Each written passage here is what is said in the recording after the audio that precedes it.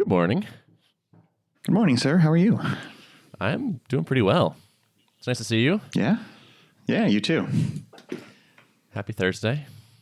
Happy Thursday to you. I've seen you tweeting about some stuff. Seems like you're getting some stuff going. Things are going. Things are getting started. Yeah. I'll start at the top. So, Refactoring Rails discount, like launch discount, ended last night. That tactic approach seems to have worked very well. It's like the last day of sales was about $5,000 in revenue, which is my second highest day after the launch. So I got a bump about as big as my biggest bump just by saying, hey, this is going to go away. So I think I would absolutely do that again if I'm launching a one-off thing. That seems to have worked really well. And it's like a nice excuse to like keep emailing the group of people that haven't bought and just be like, hey, this, just so you know, this is ending. Didn't see a crazy unsubscribe rate or anything from that. Like, didn't seem to bother people. No one replied and said, stop. And it seemed to have had a big impact on revenue. So chalk one up for that approach. Time pressure works. Definitely. I think it just helps get people over the inertia of buying. It's fun to watch sales rolls in still. Still satisfying. Haven't turned off the emails. Nope. So my next task on the course, I think, is I'm going to go back to a landing page where email capture is the focus to sort of kick off I'll send you some free lessons and maybe some other stuff and try to convert people over time. I think having just like the sales page as the main page is probably going to be less effective than selling to people a little bit more slowly. I think that's probably a good tactic. I mean, it seems like, of course, this is different than a course because it's a SaaS app. But with Drip, like when we were trying to squeeze the most juice out of the traffic coming to our website, it seemed like we made a certain shift where we're like, okay, we need to be more aggressive about getting email addresses as opposed to just trying to funnel people through the sales page. And that was a big boost for us, just that shift in thinking and like, let's get people into this part of the funnel. And, email still works. So it's a good play. Totally. Yeah, and especially with this, where I can send people samples of the course to consume at a slightly more leisurely pace than like, let me make a decision right now as I'm sitting on this landing page. Like, I have a sample on the sales page, but like, do you really want to watch a 20-minute screencast about, intricate refactoring details right now? Probably not. But if I drop a couple examples in your inbox, maybe you catch them on a Saturday or something, and it's almost more compassionate in a certain way. I'm also in talks with a couple people about doing some sort of bundle / cross promotion type thing, like putting my course together with a couple other things and discounting it and then splitting the revenue. That worked really well in the past for Upcase and RubyTapas when we did that, just getting access to somebody else's audience, and it was quite a win-win at the time. So I'm hoping to have a similar experience. That's cool. Yeah, I think it's a good idea. Tapping other people's networks is one of those kind of core like traction things you can do, I think. So, yeah. Yeah. It feels a little bit like cheating almost. It's like, well, like you're going to email your whole list and I'm going to email my whole list, and like that'll be cool for us. That'll be good for us. Yeah. The course being done now is like I can offer the course and it's just like, sure, yeah, if we pick up another 100 sales, that's just profit. That's just great. It's all gravy. Mm-hmm. It's all gravy. And Thanksgiving is around the corner, so it's appropriate. Getting in the mood. I have a controversial Thanksgiving opinion I'd like to share. Do you? Lay it on me. Turkey is not that good. Really? Yeah, it's fine. But like, I think ham strictly dominates turkey, I would say. Interesting. Is this because you have not well prepared turkey, or have you had like moist, good turkey? Subtle burn. I think I have had well prepared turkey. At its best, it's good, I would say. But it just never blows me away. Or I'm like, oh man, finally turkey. This is the time where I get to eat turkey. It doesn't excite. I agree that I think it gets overplayed in the season. But my question has always been, why is this product not available year round? Because I find it strictly superior to chicken. It has more flavor, especially dark meat. I mean, if you're a dark meat fan, then I think I do like dark meat. All the variety of dark meats among chicken and turkey, but like I feel like turkey just has an edge on flavor, and you either love it or you don't. But for those of us who do, why can I not buy this product year round? I I think it's because it's not that good. maybe I'm in the minority. No, I think a lot of people are going to disagree with me on this, but I also would encourage them to try the turkey without the stuffing and the gravy and all the other stuff you're putting on it. Like, I think you mask the turkey's mediocrity with some high quality sides. I want a blind solo head to head. Yeah, I think I will agree that like it's the combination of all the things that come with a turkey dinner. Like, I'm a big fan of the turkey dinner sandwich, where it's like yeah, that's good. Like, you got a slice of turkey on there, you've got some brie cheese, works really well for this, and cranberry sauce, and all strong on a move with sandwich. the brie. I didn't think about that. That's good. Yes. I also love cranberry sauce, but I kind of like sugar in any form, more or less. So, yeah, that is quite controversial, but maybe the general public agrees with you, since we can't buy this product year round. So, yeah, we'll see. We'll see how much hate mail we get. So that was a fun aside. Let's talk about the new thing. So I've been kicking around this idea for a couple weeks. I talked to you about it offline, and some other people as well. And it went through some iterations, and it might be interesting to talk about that. I'll do what I can to recall. So I was thinking of this idea for a course called Tiny Refactoring Wins. And this was heavily inspired by Justin Jackson's Tiny Marketing Wins course, where I think once a week he sends you like a concrete task you should do to help market your product. I think that shape of course is very smart. Like, it's like little pieces that you'll actually do, I think, are often superior to big blasts of knowledge that maybe you don't get to. So, like, everybody, I think, has had the experience of buying things that they don't then watch or consume. Like, they buy them aspirationally. And so hopefully a course that comes to you in little pieces and is right there in your inbox, maybe you get better results from by actually engaging with. Yeah, I'm guilty of having the folder in Dropbox that's called books and ebooks or something like that, and probably got like 50 items in there. And how many have I actually read? I don't know. I've skimmed a few. Yeah. So. I think we're probably all guilty of that. The irony does not escape me as someone that just launched a course that probably is going to end up in some people's Dropboxes and possibly get unwatched. And so it's like, okay, that's a shame. Like, having put all that work into this, there probably will be a lot of people that don't actually get around to it. And so I was trying to think, like, what could I make that would help improve that or get over that problem? And so I pitched some people on the refactoring wins, tiny refactoring wins idea.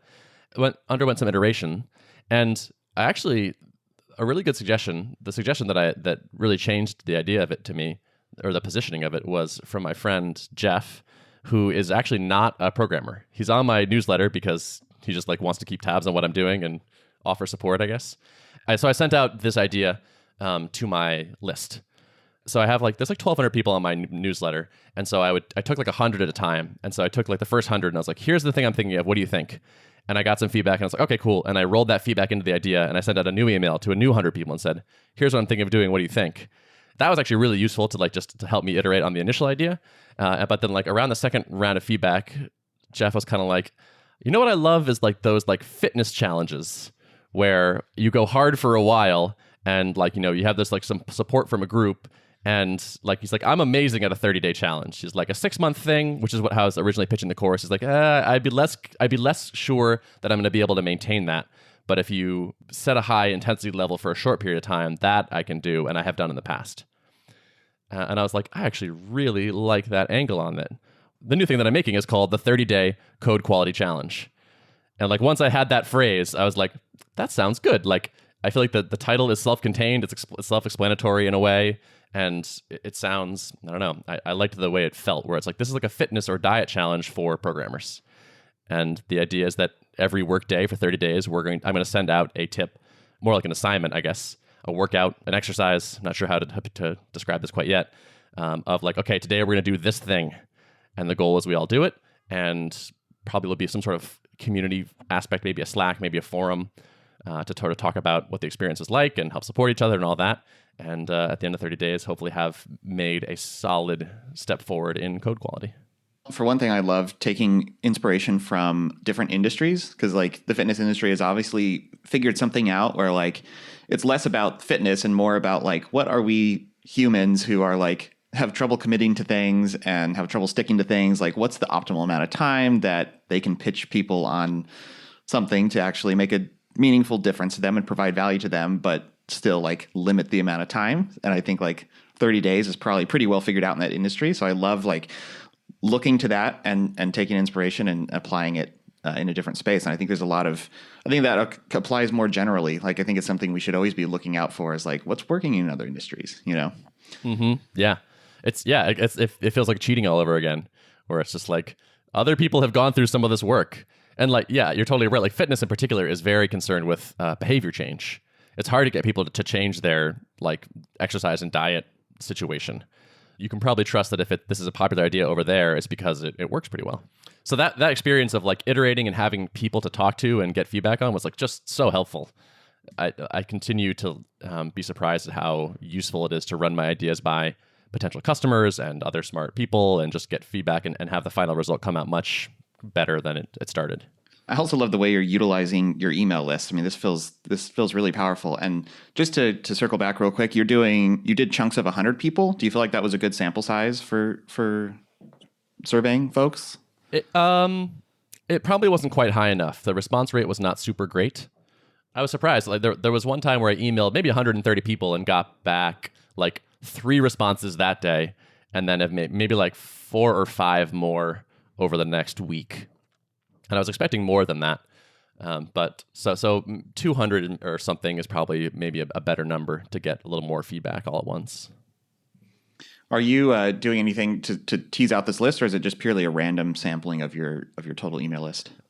It's random. So I'm going into Drip's audience segment chooser for a broadcast and being like, email contains R, and see how many people email contains F, and just like looking for a letter that gives me about 100 people. There's no more elegant way to do that, right now, I assume. Some people do like you can use a workflow that has like a modulo on the time they signed up. I've seen people do different things to like randomize and create different segments that way. But yeah, we've toyed with the idea of adding some kind of randomizer into workflows, round robin constructs. I don't know, maybe into segmentation, but it's just never like totally materialized. But yeah, I do see a lot of these types of hacks like that being used. Yeah. I have a random feature idea that's probably so niche it's insanely not useful, but it occurred to me as like a weird edge case user. I didn't get around to hooking up the Gumroad to Drip integration to actually tag people who bought the course. And so a couple times I would export a list of all my orders from Gumroad and then go over and do a bulk import into Drip and then add a tag to those people, say these people bought the course. And I did this a couple times. And at one point I realized, this is such a programmer suggestion, but I imagine Gumroad's CSV is consistent looking. And I was just thinking it would be the slickest thing in the world if I went to upload a Gumroad CSV and Drip was like, hey, this is from Gumroad. Do you want to just enable the integration to Gumroad? Like when I went to do the import. And like I imagine there are a number of services whose data looks, a certain way, where you could maybe like you could have a fingerprinter that's like, oh, this is a whatever export or something. Right. Yeah. People like MailChimp. I can always spot a MailChimp export because it's like all caps, custom fields, and they have a certain naming convention. Yeah. Huh. That's clever. I like that because that's one thing where it's like a way to make your machines smarter and more clever, and it's always a nice UX polish when we can offer that. So yeah, totally. And that feels like a priority 10,000 down the list kind of thing. But I was like, oh, that would be really slick if that little thing happened. Yeah. So I figured I'd mention it. Cool. And I'm going to cancel if you don't build this in the next week. Yeah. Oh boy. Yeah. So yeah, the iteration was cool. And then, so I put up a landing page, started a design contest for a logo on 99 Designs, trying that out for the first time. We'll see. I'm doing like the cheapest, like $300 make me a logo thing. And I like declined all their upsells and all that. So I'm like, okay, what is, or it might be 400. I think it was 400. It's like, what is the cheapest version of this get me? So I'm curious to see how that looks. And I'll report that back. It's nice having an existing audience, it turns out. Like just from tweeting this thing, I have like 150, 170 people signed up to that initial, to the list, which is cool. And the email to my newsletter hasn't gone out yet. So it's so nice to be able to seed a new thing with existing with people and just like right off the bat have interest. Yeah. That speaks again to just like building your following, building your email list. All these things are like assets that anyone who's thinking about launching anything can be working on. Even if you don't have a solid idea that you're ready to launch yet, or you're not ready to make the jump into launching your own products, like this is an asset that you're going to be able to use over and over again. So 100%. Yeah. I'm starting to realize this is probably my most important asset. I'm trying to take it more seriously and do some tweaking and optimizing and paying attention. So giving some love to my newsletter and whatnot. But yeah, it's important. But I'm in an interesting spot with this new course where I don't quite know what it's going to be. So I sort of have the outline in a way, and like I think I understand the major parameters, but I don't quite know beyond that. I don't think I even said, but like the idea is that the assignments are language agnostic. And so they're things like, grep your code base for to-do comments and then delete them and create tickets somewhere better, like a better place to track those kind of things. Or like run your test suite with the Wi-Fi off and see if anything fails. So things that will work in any language or app is what I'm shooting for. But beyond, and then, we're going to run it for 30 days and we're going to have some sort of community interaction. And then beyond that, I don't know like how it's going to be. And so I'm kind of taking the opposite approach of Refactoring Rails, where like I figured everything out and then put it up for sale. And now this is like, I figured basically nothing out in a way, except the broad strokes. And I'm going to kind of do it on the fly. Yeah. What are you thinking on pricing for this? Is it like you want to keep people ongoing, or is it a one-time sale? Or right now, my plan is to make the first run of this free. So I'm hoping to get a lot of people in it. I don't actually quite know how to think of this. I don't actually know if it makes sense to have it free. Right now, like the landing page says it's going to be free.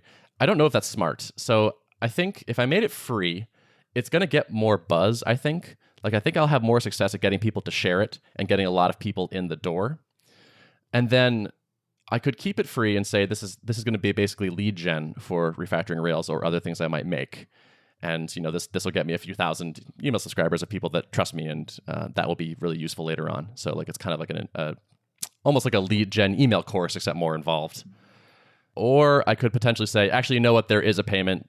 I had thought of being like, okay, it's a certain amount. It's a one-time payment to get started, just to sort of prove you're serious in a way. There might be some value in like, okay, everyone in this course has paid, therefore like people committing to a 30-day thing without any sort of like payment up front, that's a pretty low commitment bar. And so we would probably have a massive attrition, I expect. Whereas if people say like, okay, I bought this thing, I should probably do it. Could be good. I don't know. What do you think? Well, so a couple thoughts. Like I take it that you're thinking of doing this in cohorts, right? So you allow in a certain number of people and then it's like wait for your next cohort to start or something like that. Correct. Yep. I'm taking you're going to plan on taking a lot of feedback from outside people to help figure out what people want to see as in terms of content for this, right? Mm-hmm. So what if you had like your first cohort that was like, all right, this is the first one and it's free, and in exchange you're going to help me develop, the best product possible. So like I'm giving you the stuff for free, and in exchange you're committing to giving me, a higher level of feedback than maybe you'd get from others. And maybe you hand curate this cohort, or it's like you put something out there where you're like, this is a limited number of slots. And if you want to help shape this course and get all the content for free, then grab a slot or something. So maybe it doesn't have to be free forever, but free while you're with one or maybe a few cohorts or something that are helping you refine and develop it. Yep. I like that. That's where I'm at right now, I would say. Is I'm expecting the first one to be free, and then later ones to not be.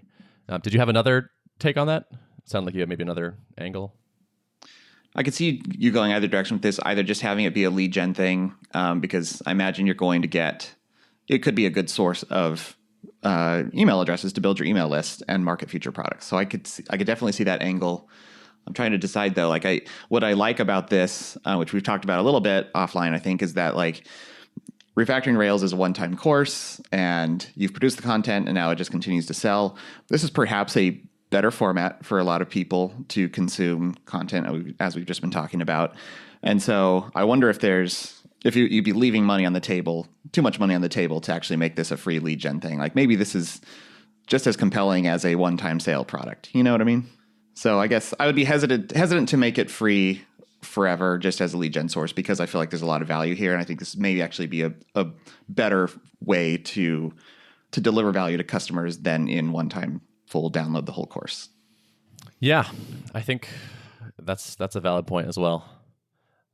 I think first cohort free makes a lot of sense for generate initial buzz, get a bunch of people in, make a high quality thing based on lots of feedback.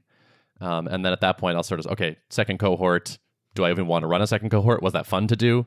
And if I do, how much do I want to charge? How much should I charge? If Refactoring Rails were a more general course, then I would see keeping this free. Like if it weren't Rails specific and it were just refactoring techniques for whatever, passionate developers or something, then I could see how this would just be perfect lead gen into that. And so keeping it free might be worth it. But I imagine I'm intentionally keeping the course language agnostic to kind of expand the audience. And so if all I can offer is a Rails specific course, the conversion rate I imagine is going to be not amazing.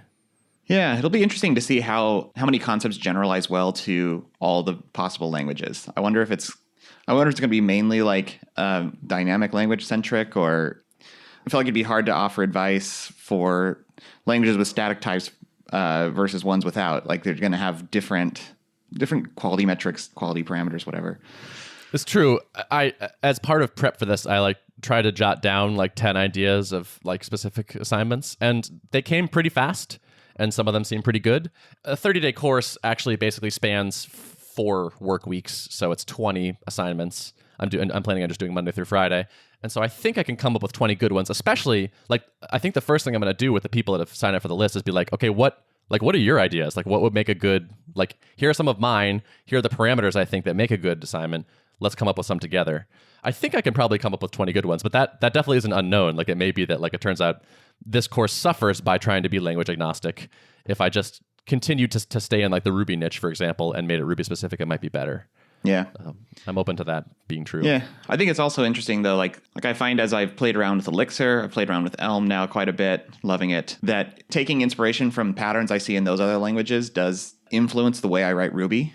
I strive for immutability in Ruby, even though the language doesn't enforce it for me. I try not to mutate objects, internal state of things when I don't have to. And yeah, it's interesting that you could have some good cross-pollination of these are general principles kind of drawn from, a lot of modern languages people are using. And that could be an interesting way to spin it too.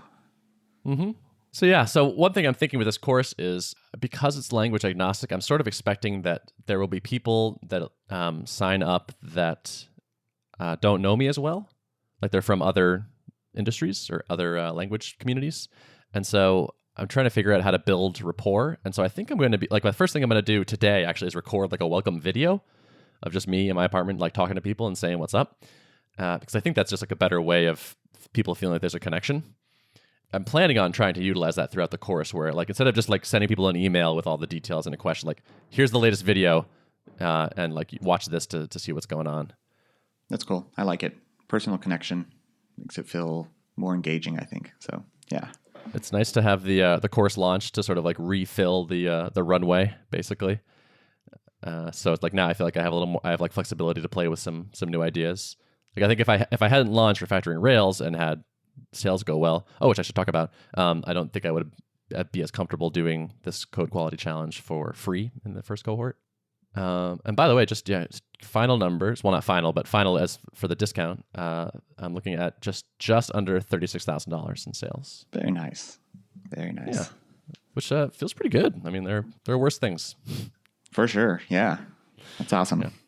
I've read so many blog posts by people that are amazing at this thing, and like how I launched my $60,000 thing, or how I made $100,000 on this thing. And it's so I have these huge numbers in my head, but it's when I tell normal people about what's going on, they're wait, what?